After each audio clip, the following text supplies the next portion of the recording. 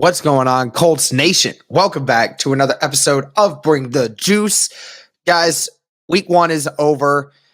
We are getting ready for week two, and I feel that it is necessary that we go ahead and get this sorted out and try to talk a little bit about what sort of positions need help and what need to improve. It is week one.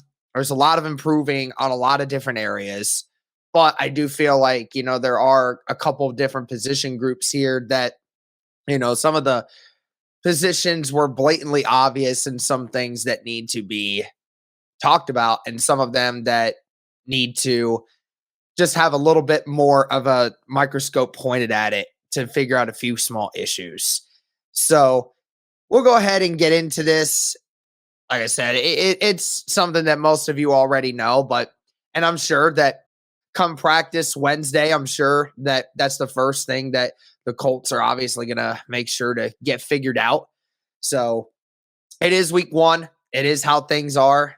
Sometimes mistakes happen and, you're getting used to the game again, and it can take a little bit, but let's just kind of hop into this. So let's first talk about, for me, on the standpoint of the quarterback stuff was fine. I'm not worried about it. Obviously, the snaps were an issue, but I feel like that's going to get resolved very quickly. Obviously, the running backs I felt did a very good job. Receiver-wise, I just reiterate this point from what I previously stated before on Twitter and a couple other places that, the offense, basically the wide receivers just need to step up. Outside of Michael Pittman, who is going to step up on this group and, give these guys a chance to do something, right? So obviously Michael Pittman finished a very great game, had 9 receptions for over 100 yards and a touchdown. Michael Pittman looked like the number one. That's fine. And then at the end of the day, your next 3 wide receivers were Ashton Doolin, who had 3 catches for 46 yards, dropped a touchdown as well. And then Paris Campbell had some good catches every now and again, but I didn't think got involved in the offense a lot, which is weird. Considering what we saw in training camp with, Matt Ryan really getting involved with Paris Campbell, I'm surprised that, was utilized so little. And then obviously Alec Pierce dropped both his targets, dropped a touchdown. And then your 5th wide receiver, Mike Strawn, had 2 catches on 2 targets, which is great to see. It's great that Mike Strawn got involved in the little bit that he did. So, but at the end of the day, you need somebody that's going to help blow this game open. 20 points is not enough. Everyone can keep talking about the 352 receiving yards that obviously they acquired, but over 100 of those came from one guy, and the other almost half of it came from the tight ends and came from one of our running backs who was lining up in the slot and in other places. So, a wide receiver is going to need to step up. Somebody has to start. I'm not talking about yardage blowing games open, but obviously when you get in the red zone and you're trying to complete touchdowns and you're dropping touchdown passes, that is what hurts. I don't care about yardage per se, but when you drop touchdowns, that's much more of a concerning issue. So, getting these receivers more involved in different ways and scheming and being able to convert the plays that you do get, that's just something that's going to have to be looked at going forward. And then for the tackles, basically offensive line in general, I thought for the most part, Danny Pinter, Ryan Kelly, and Quentin Nelson were not terrible. I didn't think they played great, but I didn't think they played terrible. But obviously the tackle positions that we were talking about really was kind of concerning from that game. Braden Smith was getting beat by Jerry Hughes a lot on Monday. And we saw that Matt Pryor was being replaced by Bernard Ryman halfway through that game. Braden Smith, you're getting paid a lot of money to be a right tackle. Not many guys are making as much money as he is on the right tackle side of things. We think he's a top 10 right tackle easy Even from just the 2 years ago before he got his contract, was playing at an elite level, was the only right tackle in the NFL to not allow a sack. And, he allowed two yesterday. So at the end of the day, I wonder how he's going to return from that, because Braden Smith, we thought, was really good. I hope that he kind of wakes up a little bit. And the Matt Pryor argument, we were talking about this in the stream the other day and mentioning how weird is it that the Colts staff went from, they said Bernard Ryman has a long way to go, just not ready yet, to 2 weeks later he's taking time away from Matt Pryor, and people are saying that they're going to continue to see these two share looks. Like, how does that happen in a span of 2 weeks when there was no games being played and no real practices happening? So, I wonder just how much the Colts have a grip on that situation. I just hope that it continues to get better.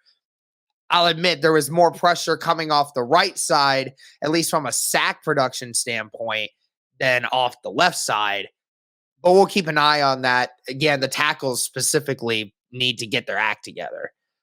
Going over to the defensive side of things, I think we all kind of saw, Kwity Paye took over late in the game, which is great. That's exactly what you need from your guy to be able to do, and that's make those big plays late down the line.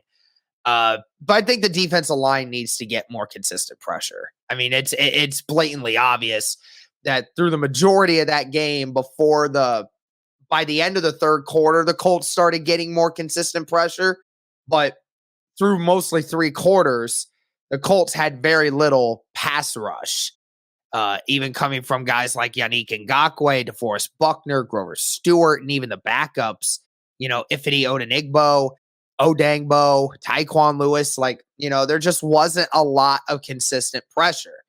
And they definitely have good guys off the edge, but or on the outsides, but the interior of that Texans offensive line is not very good. And, to hear that they were struggling in getting consistent pass rush is kind of concerning. I certainly hope that this will continue to get better as the season goes along. But, Kwity Paye finished the game with the only 2 sacks of the season, or of the game. So at the end of the day, something needs to improve there. I thought the defensive line did a relatively decent job stopping the run. At the end of the day, the Texans ran for like 78 yards at the end of the day. So that's pretty good. I'm not too worried about that. But, getting consistent pass rush is something that this team needs to get better at. It just wasn't there for that game. Linebackers' sake, it's obvious with Shaquille Leonard that this linebacker group was was definitely lacking. You could see the difference in the play of the linebackers without Leonard being out there. And we're basically asking, can they hold their own? Because, they struggled occasionally with the run, but again, it wasn't bad. I thought it could have been better, but it could have been a lot worse. I was impressed with Bobby Okereke and Zaire Franklin being in a lot of those tackles in the run game, especially on the outsides. So I thought overall that the run game was not terrible. I felt like they could have done a little better, but obviously when you have Leonard out there, things change a little bit for that Colts defense. But then looking in coverage, the Texans utilized the play action a lot on Sunday, and it really opened some things up. Like, the linebackers got almost frozen in a lot of those situations. And, it really impacted the way that the game was, especially in the pass game in the middle of the field. So hoping that that's a good learning experience for them and they can take away from that, because, if we continue to have that problem, then this could be a lot of what we saw last year. But again, like I said, it's week 1. You're trying to figure things out. You're trying to get a feel for the game again. New system, new everything. So I'm not insanely worried about it at the moment, but it is something we'll have to monitor. And for the safeties, I felt like honestly for the safeties, it was really just a timing issue. OJ Howard had those 2 touchdowns, and Blackman wasn't out of the range of him, but he obviously got there late. And I'm wondering if that is just because, again, Julian Blackman, only a 3rd-year player, and has, for one, his first season, I mean, he was playing hurt and tired a lot. Second year, he missed half the year because of another injury. So at the end of the day, I'm still wondering if Julian Blackman is just, still trying to get up to speed. And of course, when you got Nick Cross, who's the starting safety on the other end, who's a rookie, trying to learn these things as well, it's one of those situations where, it's about timing. And I think that was the issue, was the safeties just weren't on time in the places that they needed to be. Like, Blackman was reacting to what was going on, but I think he just got there a second late.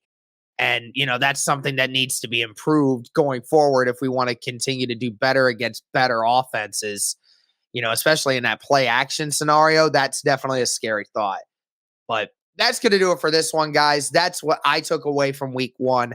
And those are the position groups that I feel can find ways to improve going forward and seeing what we need to do. Again, not overreacting to this stuff. It is week 1 and it's going to try to get fixed.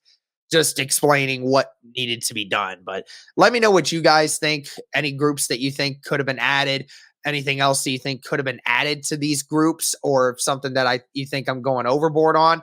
But that's going to do it for this one. Thank you guys so much for tuning in. And as always, guys, go Colts.